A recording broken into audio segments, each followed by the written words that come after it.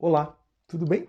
Eu sou o professor Rafael e hoje a gente vai fazer mais um vídeo sobre história e futebol.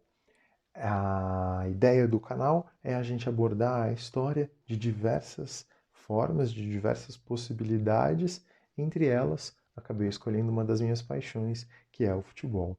Na aula de hoje, a gente vai falar sobre futebol e homofobia.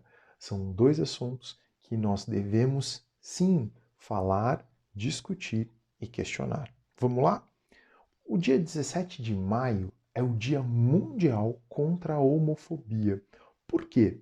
Porque no dia 17 de maio de 1990, a Organização Mundial da Saúde retirou da lista de distúrbios mentais o homossexualismo.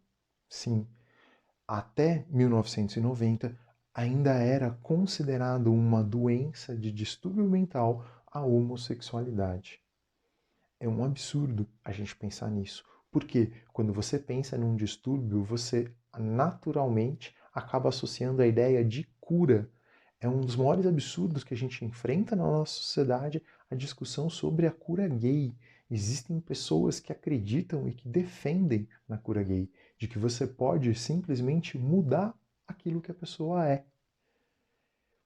Pois é muito difícil falar sobre ideias insustentáveis exatamente por isso, porque a gente não consegue nem se colocar na pessoa que pensa tão equivocadamente como admitir a ideia da cura gay. Mas nós vivemos numa sociedade extremamente machista. Nós vivemos numa sociedade extremamente homofóbica e piadas e brincadeirinhas que se faz naturalizadas desde sempre na mídia, na TV, em casa, fazem com que de repente você reproduza coisas sem nem pensar direito. É normal que você tenha que repensar os seus atos. Por quê? Porque durante muito tempo na sua vida, estudante, você trabalhou e viu essas questões de uma maneira naturalizada. Mas a gente tem que trabalhar para evitar esse tipo de coisa, para não propagar mais isso. É um exercício quando você tem que ir contra a sociedade vigente. O futebol faz parte disso. O futebol tem expressões extremamente homofóbicas, como não chuta que nem menininha, chuta que nem homem. Isso é jogo para homem. Isso tem que ter força. Pô, são várias expressões que você já deve ter ouvido jogando futebol, infelizmente.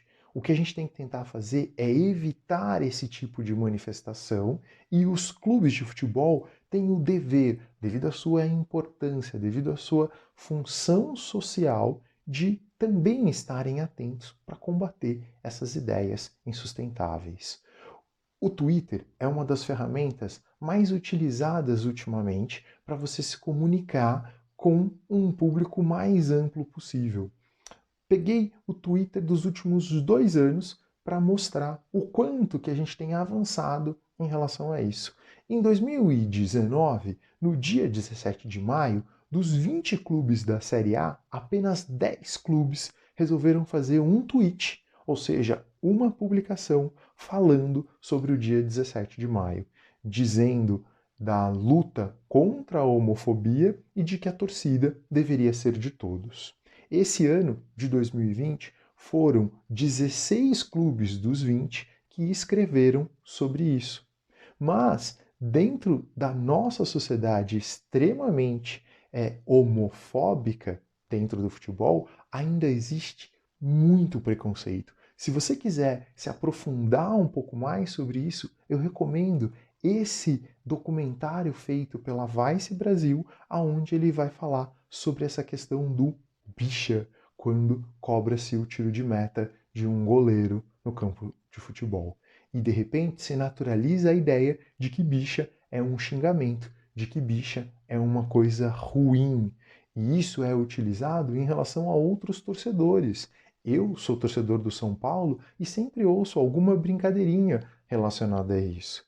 É sempre aquela vontade de olhar para a pessoa, mandar ela para aquele lugar, mas você tem que lembrar, não, calma, é a sociedade, É toda uma construção histórica relacionando isso como uma coisa negativa e a maneira dele tentar me atingir em relação a isso é usar essa piada extremamente sem graça, extremamente idiota relacionando isso.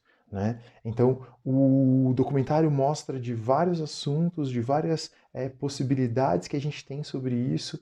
Assistam, eu recomendo, é muito legal. E mostrar que a gente tem que combater isso. Isso é uma questão que está no mundo.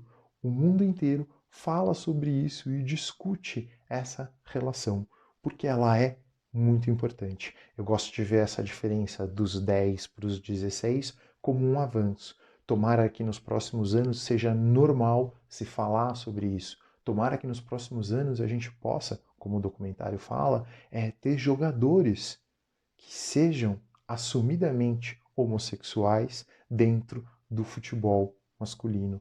No futebol feminino, isso já é uma realidade, mas no futebol masculino, isso ainda é um tabu muito grande.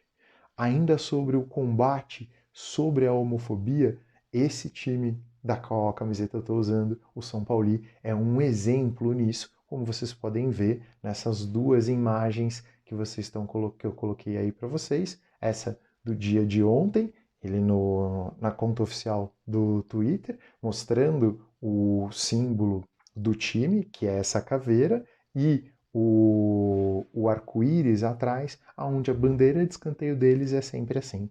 A faixa de capitão também tem o arco-íris durante o ano inteiro. Né? Uma defesa e uma postura dele em relação a isso. A outra imagem que eu vou mostrar agora para vocês é do uniforme. No uniforme do São Paulo, agora, nessa versão desse ano, aparecem as listras do arco-íris, exatamente representando essa luta contra a homofobia ao falar da bandeira LGBT de um clube de futebol. Ele está na segunda divisão do campeonato alemão, mas ele não se omite em relação a isso. Ele se posiciona falando o quanto é importante questionar essa ideia de que a sociedade pode ser machista, ser homofóbica num campo de futebol. Não pode. Nós vivemos numa sociedade que é melhor do que a sociedade que ficou para trás. E exatamente por isso a gente tem que combater essas ideias insustentáveis. Tá bom? Valeu, gente. Obrigado. Até o próximo vídeo. Tchau, tchau.